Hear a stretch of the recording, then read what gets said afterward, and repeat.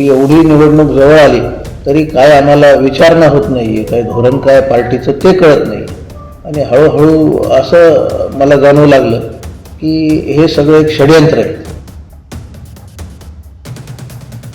काल सायंकाळी मी राष्ट्रवादी काँग्रेस पक्ष अजितदादा गटाचा बीड विधानसभा अध्यक्षपदाचा राजीनामा घेण्याचा निर्णय घेतला आणि आता इथून पुढे काय या राजकीय घडामोडी होतील त्याप्रमाणे आपल्या सर्वांना आमचा येणाऱ्या काळात राजकीय सामाजिक प्रवास कुठल्या दिशेने असेल ते लवकरच कळवण्यात येईल.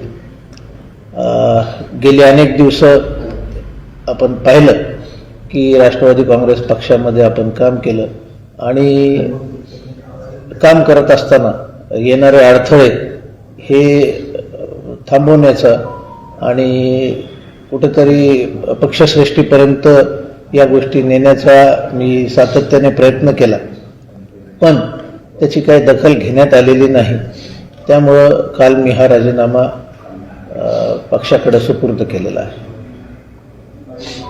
या ऐन निवडणुकीच्या तोंडावर असा तुम्हाला निर्णय घ्यावा लागला, काय नेमकं या पाठीमागचं कारण होतं? बरीच चर्चा आहे, गटबाजीमुळेच हा निर्णय घ्यावा लागला. मी पक्षात प्रवेश केला त्यावेळेस हेतू एवढाच होता की सर्वसामान्य नागरिकांचे जे प्रश्न आहेत ते पक्षाच्या माध्यमातून सोडवले जावे आणि त्यासाठी मी प्रामाणिक प्रयत्न बीड असेल किंवा मुंबई मंत्रालय असेल हे आम्ही रात्रीचा दिवस करून अनेक कामं करण्यासाठी पाठपुरावा केला.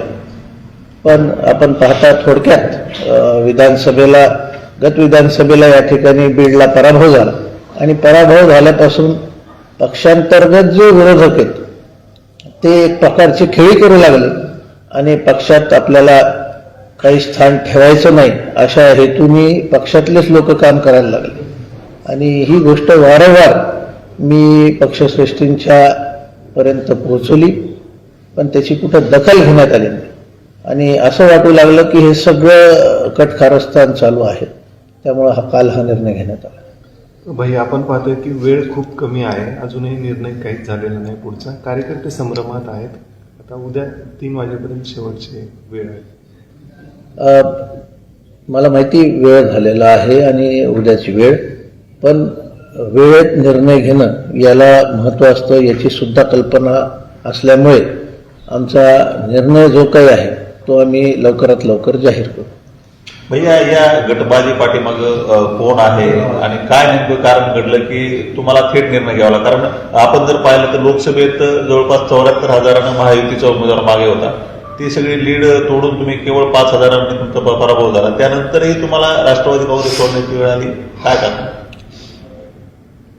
आपण जर विधानसभेच्या निकालाबद्दल बोलले तर विधानसभेची तयारी गेले 2 वर्ष आम्ही करत होतो आणि पक्षाचे कार्यक्रम घेणं, सामाजिक कार्यक्रम घेणं, अशा प्रकारे वेगवेगळे मेडिकल कॅम्प्स असतील, स्वयंरोजगार शिबिर सातत्याने आम्ही लोकांमध्येच होतो आणि त्यामुळंच अगदी कमी वेळ, आता तुम्हाला सर्वांना माहिती की निवडणुकीच्या उमेदवाराची घोषणा होत असताना बीडला मुद्दाम विलंब झाला आणि हा विलंब जेव्हा करण्यात आला तेव्हा मला सांगण्यात एक गोष्ट येत होती आणि ॲक्च्युअल जे करायचं होतं ते वेगळंच होतं आणि त्यामुळं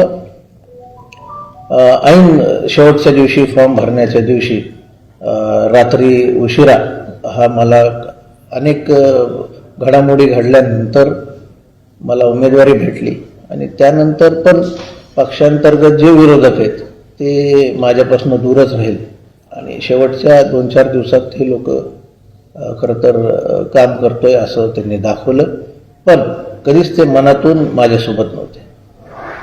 मात्र एकंदरीत जर बघितलं तर तुमची बैठक देखील झाली नगरपालिका निवडणुकीचा अनुषंगाने, पक्ष श्रेष्ठ देखील त्या ठिकाणी होते, सगळ्यांचा निर्णय देखील ठरला होता. मग नेमकं 2 दिवसामध्ये असं काय झालं आणि जास्त हस्तक्षेप आला त्यामुळे आज हा निर्णय?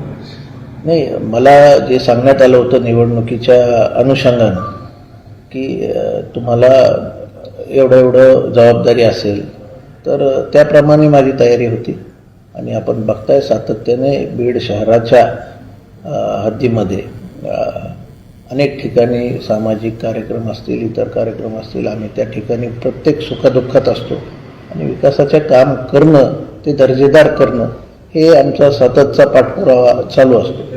पण निवडणुकीत ज्यावेळेस बोलणी चालू होती त्यावेळेस बोललं एक जायचं आणि व्हायचं एक, आणि कुठंच सुस्पष्टता नव्हती.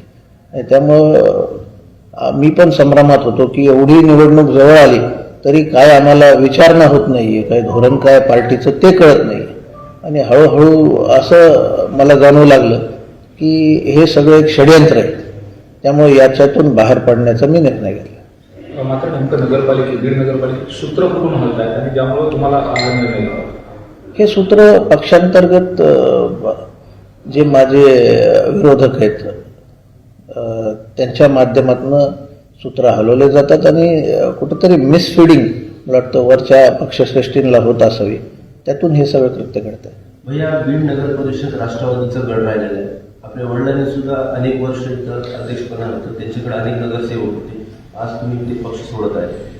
बीड नगरपालिकेचा निर्णय कसा लागला? म्हणजे धक्का बसणार आहे? बीड नगरपालिका गेली 30-35 वर्ष